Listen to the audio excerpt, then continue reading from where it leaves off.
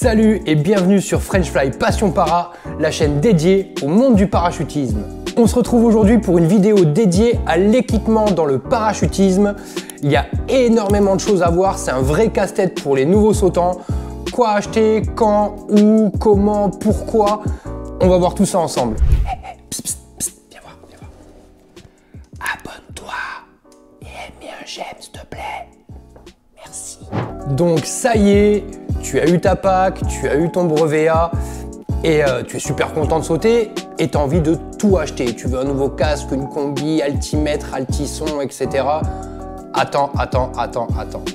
On va essayer de mettre tout ça au point, de voir méthodiquement, point par point, ce que tu peux acheter et là où il vaut mieux attendre.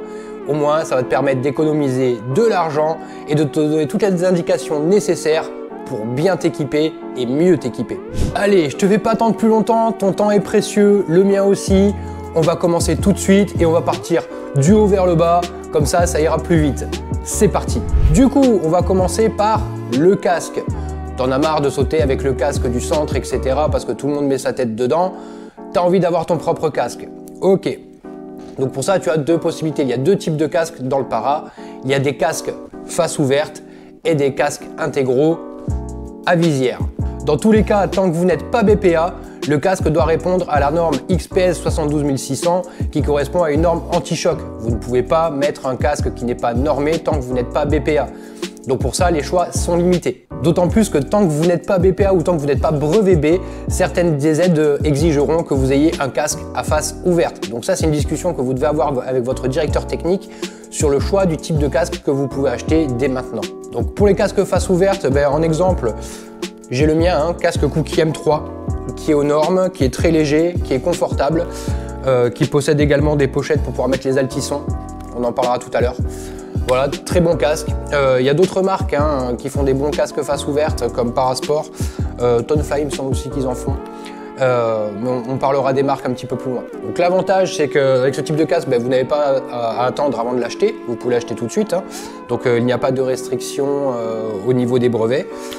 Mais par contre, si vous voulez passer à de l'intégrale, comme on va le voir tout de suite, il va falloir au moins attendre le brevet B. Au niveau des casques intégraux, on retrouve bien sûr les incontournables, les Cookie, comme celui-ci, Cookie G4. Voilà, qui est de...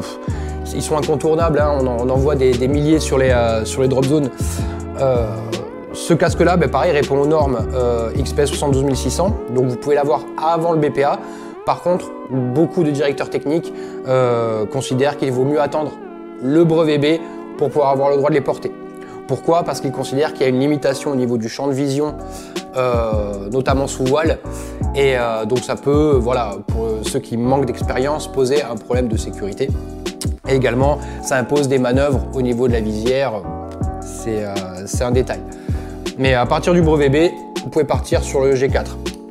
Après, l'avantage de ce type de casque, c'est que vous pouvez l'utiliser aussi bien en chute qu'en soufflerie. Le casque intégral en soufflerie, franchement, c'est un sacré confort. Et même en l'air, moi c'est vrai que je suis quelqu'un qui n'aime pas trop avoir la sensation de trop de vent sur le visage. Ça, c'est une bonne solution. Et c'est quand même relativement stylé. Donc des casques intégraux aux normes, vous en avez chez Cookie, vous en avez chez Tonefly. Je vous laisserai regarder sur les sites internet que je vous donnerai, donc vous pourrez voir un petit peu les casques qui sont disponibles actuellement aux normes anti-choc. Donc on a vu pour les casques, maintenant on va passer aux combinaisons. Oui, parce que vous en avez peut-être marre de prendre les combinaisons du centre, voilà, qui ne vous vont pas forcément, qui vous donnent 3 km de bâche. Vous avez l'impression d'avoir une track shoot. Donc ça peut être sympa, mais bon, vous aimeriez bien avoir votre propre matos. Mais vous allez vite vous rendre compte qu'il existe différents types de combinaisons adaptées à différents types de disciplines. Et donc, quand on vient de commencer, on est brevet A, on est brevet B, on ne sait pas encore trop quel type de combinaison prendre. Et justement, moi, ce que je vous conseille, c'est d'attendre un petit peu, de savoir vers quelle discipline vous souhaitez vous tourner ou vous spécialiser avant d'investir un certain budget dans une combinaison. Mais avant ça, rien ne vous empêche de prendre une combinaison d'occasion, on en trouve à des prix très abordables, afin de pouvoir sauter avec votre propre matériel. Donc, ce que je vous conseille, c'est d'abord une combinaison d'occasion tout de suite et une combinaison neuve quand vous serez spécialisé dans un brevet de spécialité. Donc vous le verrez, il y a différents types de combinaisons adaptées à différentes disciplines. Il y a les combinaisons adaptées pour le free fly, il y a des combinaisons adaptées pour le VR et encore autre chose, il y a des combinaisons adaptées pour la track, mais ça c'est encore un petit peu à part. Donc il y en a qui me demandent aussi, est-ce qu'on peut sauter sans combinaison, donc en vêtements civils, si je puis dire. Donc ça c'est une discussion également à avoir avec votre directeur technique. Certains demandent le BPA avant de sauter sans combinaison, d'autres l'autorisent tout de suite. Donc c'est une décision à prendre avec votre directeur technique. Pareil, je parlais des casques face ouverte tout à l'heure. Il y a un accessoire qui est indispensable lorsque l'on a un casque face ouverte, les lunettes. En effet, les lunettes c'est super important, ça vous permet donc justement de pouvoir voir en l'air et de pouvoir regarder votre altimètre, etc. Donc c'est indispensable, c'est obligatoire, il vous faudra une paire de lunettes. Donc je sais que les centres en prêtent, mais c'est toujours bien d'avoir ses propres lunettes afin qu'elles soient propres, non rayées, etc. et qu'elles vous soient confortables. Donc ça vaut pas grand chose, hein, ça vaut une vingtaine d'euros, mais c'est disponible sur votre DZ ou sur internet. Achetez-en une paire, achetez-en 2 paires. Voilà, ça ne mange pas de pain. Ensuite, nous allons parler de l'altimètre. L'altimètre, vaste sujet. Je vais essayer de faire court quand même pour pas que cette vidéo dure 3/4 d'heure. Donc lorsque vous passez votre pack, on vous prête donc un altimètre à aiguille que vous portez sur votre main et sur lequel vous allez vous y habituer. Donc je sais qu'on a très vite envie de passer à l'altimètre digital, de l'avoir sur le bras, etc. Voilà, ça fait un peu Sky God, c'est sympa. Et puis surtout, il y a des fonctionnalités qui permettent de travailler sous voile. Cependant, il vaut mieux attendre au moins le brevet B, donc d'avoir une bonne conscience de l'altitude, etc., avant de passer sur un numérique.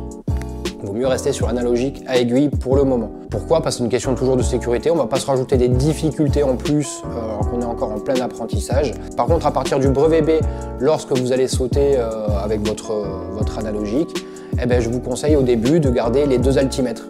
Vous prenez l'altimètre à aiguille et votre altimètre digital. Ça vous permet d'avoir les deux et de vous familiariser aux 2 affichages. Pareil, il existe de nombreuses marques d'altimètres, que ce soit analogique ou numérique. Je vous laisserai regarder, fouiller un petit peu, hein, mais vous avez le Visio 2 par exemple qui est très populaire et qu'on retrouve partout sur toutes les DZ. Vous pouvez regarder un petit peu comment ça fonctionne, les fonctionnalités. Peut-être que je ferai une vidéo dédiée justement aux altimètres très bientôt. Autre équipement que l'on rencontre beaucoup sur les DZ et dont vous entendrez certainement parler, ou vous avez déjà entendu parler, l'altisson. Ce petit dispositif électronique en fait qui va vous permettre de vous indiquer avec un signal sonore l'altitude à laquelle vous êtes à l'instant T. Donc c'est un système que l'on glisse dans le casque, hein, que l'on règle soit par Bluetooth, soit directement sur un affichage, ça dépend des modèles. Et donc ça permet justement de savoir à quelle hauteur vous êtes à certains moments. Donc ça pareil, il vaut mieux pas s'en équiper avant le B2. Pourquoi? Parce qu'avant vous avez besoin donc de vous forger une conscience de l'altitude, de vous forcer à regarder votre altimètre fréquemment. C'est une question de sécurité. Pourquoi? Parce que si vous avez ça dans le casque dès le départ, vous allez vous habituer au bip sonore et le jour où ça ne fonctionne plus, ben, il y a des risques que vous ne regardiez pas votre altimètre assez fréquemment et que vous soyez surpris par la hauteur. L'altisson, oui, mais pas avant le B2. Par contre, pendant le B2, c'est très utile. Moi, j'utilise vraiment comme un organe de sécurité. C'est-à-dire que ça va pouvoir aussi nous donner les hauteurs de break, ou nous prévenir que nous approchons de la hauteur de break. Et donc, c'est très utile. Surtout quand on est nombreux, etc. Ça peut justement éviter des situations un peu compliquées. Donc ça c'est très utile, en sachant que c'est également obligatoire lorsque l'on fait du free fly. Donc nous avons vu ensemble casque, lunettes, combi, altimètre, altisson. Maintenant on va voir un petit peu quel équipement supplémentaire peut nous aider dans notre pratique, mais ça c'est un petit peu plus du confort.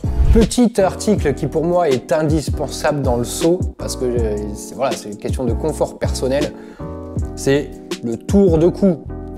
Les tours de cou, pour moi, c'est quelque chose d'indispensable. Ça m'évite d'avoir le vent dans la bouche et dans le nez et d'avoir la bouche sèche après le saut, etc. C'est une sensation que j'aime pas trop. Donc c'est vrai que me courir avec ça, ça me permet justement d'être beaucoup plus à l'aise en l'air. Deuxièmement, ça protège du froid. Donc quand on saute, soit en tout début de saison, soit en fin de saison, c'est quand même pas mal d'avoir un tour de cou. Autre article important sur lequel je vous conseille de regarder et de jeter un œil, les gants. les gants, une bonne paire de gants, mais qui doit répondre quand même à certains critères pour la pratique du parachutisme. Donc d'abord, à quoi ça sert? Les gants, ça va permettre justement de lutter contre le froid en début et en fin de saison. Ça va également protéger les mains en cas d'atterrissage un petit peu difficile sur des terrains qui ne sont pas très praticables, on va dire. Donc les gants doivent répondre à certains critères. Donc elles doivent permettre d'avoir une certaine dextérité, une bonne préhension et surtout un bon grip. Donc dextérité, pourquoi? Parce qu'on a besoin d'être libre pour pouvoir aussi bien aller attraper notre poignée d'ouverture que nos commandes, que pouvoir faire notre procédure de secours. Une bonne préhension justement pour bien sentir nos poignets, etc. Et bien sûr un bon grip pour justement ne pas glisser. Imaginez que vous preniez des gants et que vous ayez besoin de faire une procédure de secours et que justement ça glisse. Ça vous mettrait dans une posture relativement inconfortable. Donc pensez toujours un bon grip, une bonne préhension. Ça, c'est toujours très important. Donc pour ça, c'est pas plus compliqué. Vous allez sur les sites spécialisés et vous regardez les paires de gants adaptées au parachutisme. Donc maintenant, vous allez me dire, Derek, c'est bien gentil tout ça, mais où est-ce que je trouve tout ce matériel, tout cet équipement? Alors c'est simple, il y a deux sources sur lesquelles vous pouvez vous reposer pour trouver le matériel, même trois. Première source, bien sûr sur votre centre. En général, les centres vendent toujours un petit peu de matériel, donc casque, altier, etc. Ensuite sur internet, donc pareil sur internet, attention, vous n'allez pas sur Amazon, etc. Utilisez les sites spécialisés. Moi, il y a un site sur lequel je me fournis qui a pignon sur rue, qui est connu dans tout le monde du para, c'est Basic Air Concept. Je vous mets le lien en description. Et ensuite, bien sûr, le marché de l'occasion sur lequel vous allez pouvoir trouver des combis, etc.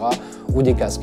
Attention pour les casques sur le marché de l'occasion, parce que si le casque a déjà chuté, il n'est plus valable, il n'est plus aux normes, et donc c'est un problème de sécurité pour vous. Donc attention les casques quand vous les achetez sur le marché de l'occasion. Voilà, de toute façon, je vais vous mettre dans la description les liens pour trouver le matériel.